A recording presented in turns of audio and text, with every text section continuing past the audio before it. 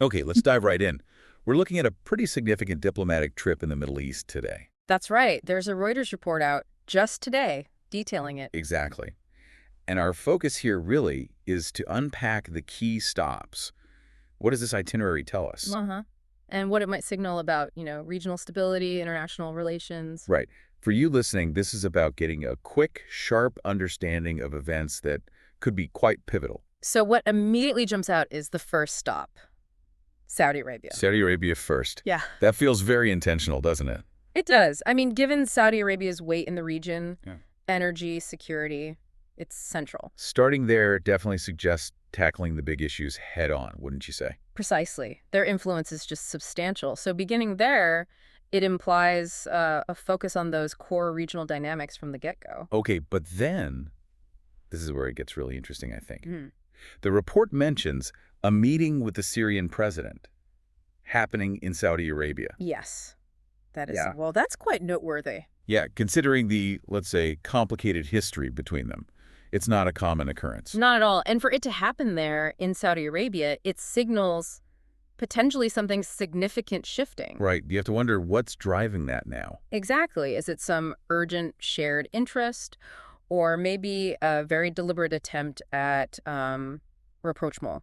It makes you ask, what pressing concerns could bring these specific leaders together in that location right now? It suggests maybe some big realignments are happening, or at least very serious discussions. Yeah, perhaps a reevaluation of strategies, maybe, Hmm. or focusing on specific mutual concerns. Stability, perhaps. Could be definitely something significant under the surface there. Okay, so moving on from that meeting, Yeah.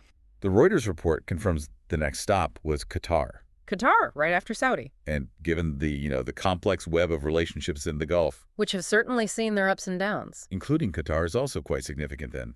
It adds another dimension to the whole trip. It absolutely does. It broadens the scope of potential conversations. So just to quickly recap the key moves for everyone. Starts in Saudi Arabia, Mhm. includes this potentially pivotal meeting with Syria's president there, and then moves on to Qatar. It's a compact trip, but involves leaders with, shall we say, potentially diverse regional perspectives and interests. That seems to be the main takeaway, doesn't it? Engaging with a spectrum of viewpoints, not Mhm. just established allies. Exactly. That engagement across different positions is what makes it particularly noteworthy. So for you trying to grasp the importance quickly, Hmm. what are the big questions? Like, what's the overarching goal here? What could tie these specific stops and meetings together? And what kind of topics are likely on the table behind closed doors? You have to wonder. It pushes us to think, right? What shared priorities or urgent issues could necessitate these specific talks, bridging possibly different agendas? Regional security seems like an obvious one, maybe economic factors too. Those seem like very likely candidates, yes. And then looking forward, what are the ripple effects? Immediate and maybe longer term? Could we be seeing the start of shifts in alliances, maybe, or regional power balances? Because any change in how these key players relate to each other? Oh, absolutely. It could easily cascade across the entire Middle East, affecting stability, diplomatic efforts, everything. So just to bring it back one more time, Saudi Arabia, the significant meeting with the Syrian president there, and then Qatar. A short itinerary, yes, but packed with potential meaning. It really shows how even a sort of focused diplomatic tour like this can hint at those complex, shifting dynamics in the region. Definitely highlights the ongoing maneuvering, the potential for realignments.